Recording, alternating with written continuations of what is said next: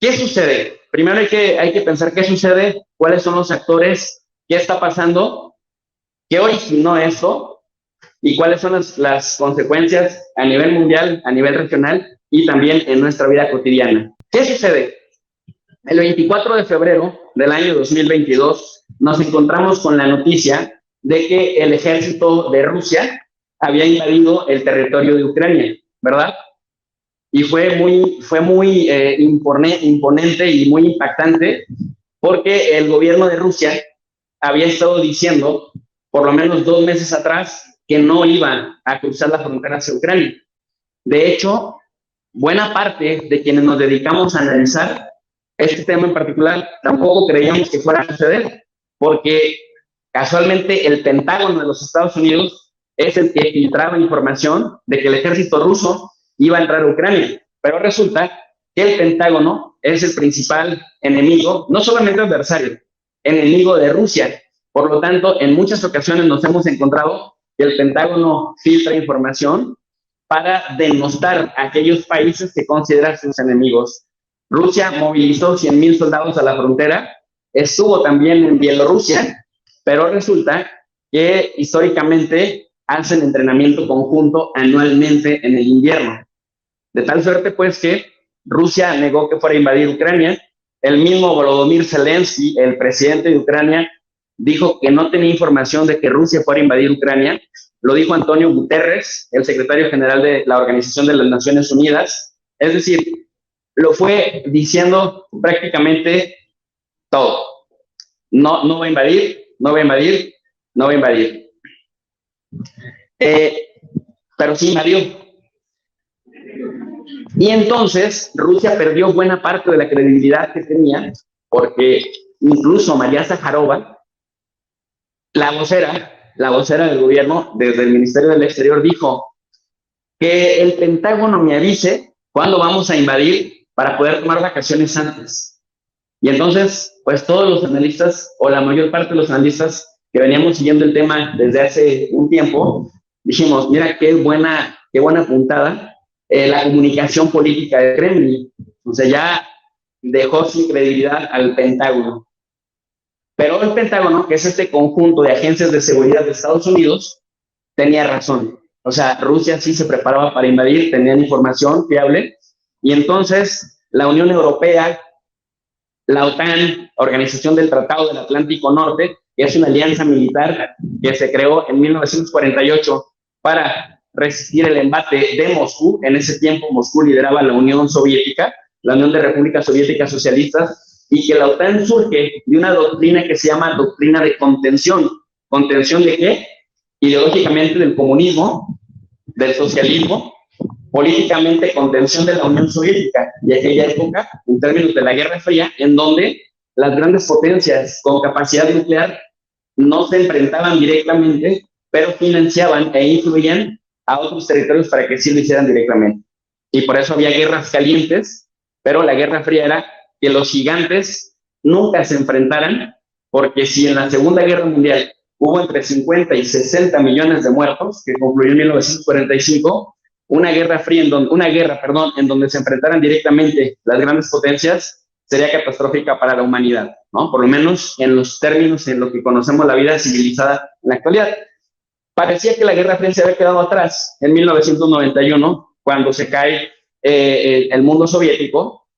Vienen 10 años, 12 años tranquilos para Estados Unidos. Tienen enfrente a un presidente llamado Boris Yeltsin, que además se sabe que le gustaba mucho la vodka y que favorecía mucho las políticas pues, occidentales o prooccidentales. Desde Gorbachev, Estados Unidos prometió a Rusia, que es el país grande de las repúblicas o ex repúblicas soviéticas socialistas que quedó en pie, que la OTAN no iba a desaparecer, pero prometía que la OTAN no iba a incorporar a más miembros, a más países miembros, porque ya no había Guerra Fría a su alianza.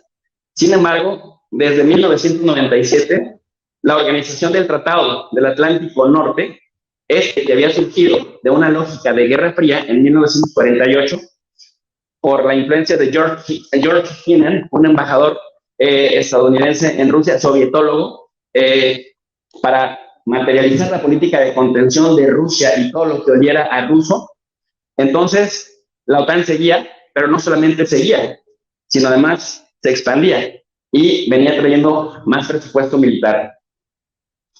Cuando llega Vladimir Putin al poder, Vladimir Putin dice, lo primero que tenemos que hacer es poner en orden nuestra economía. Lo segundo, profesionalizar más al ejército ruso. Y lo tercero es empezarle a hacer frente a Estados Unidos en aquellos puntos en los que nos está conteniendo. Todo este preámbulo histórico lo traigo a colación porque el 24 de febrero de 2022 nuevamente volvieron a despertar los fantasmas y los demonios y los aires de Guerra Fría que parecía que en 1991 se habían olvidado. En el presente, ¿qué sucede? Pues miren, en el presente, las bajas que se reportan hasta el mes de mayo del año 2023, nada más para que le vayan echando un numerito. El Pentágono de los Estados Unidos, y lo acaba de confirmar Robert F. Kennedy Jr., hijo del expresidente de los Estados Unidos, John Kennedy, que fue asesinado en 1963, algunos dicen que por la CIA, y también es hijo de Robert F. Kennedy, que fue asesinado en 1968, que fuera fiscal de los Estados Unidos entre 1961 y 1964, y que su hijo, Robert Kennedy Jr., dice que pues también la CIA pudo estar detrás porque también quería ser presidente de Estados Unidos y quería poner en cintura a la CIA, la Agencia Central de Inteligencia, que dice Robert Kennedy Jr., que es un ente oscuro que no rinde, pues no rinde literalmente cuentas a nadie, ni siquiera al gobierno de Estados Unidos. Dice que hasta este momento Ucrania tiene 340,000 bajas o muertes, de las cuales dice 300,000 son soldados o combatientes extranjeros o ucranianos. Imagínense, 300,000 por una guerra que se pudo haber evitado entre febrero del 2022 y mayo del 2023. Echen el número de meses, 300,000. Pero también nos dicen que Rusia tiene 223,000 muertos. Esto, como fuente, lo dice la BBC de Londres, que tiene su sede en Rusia.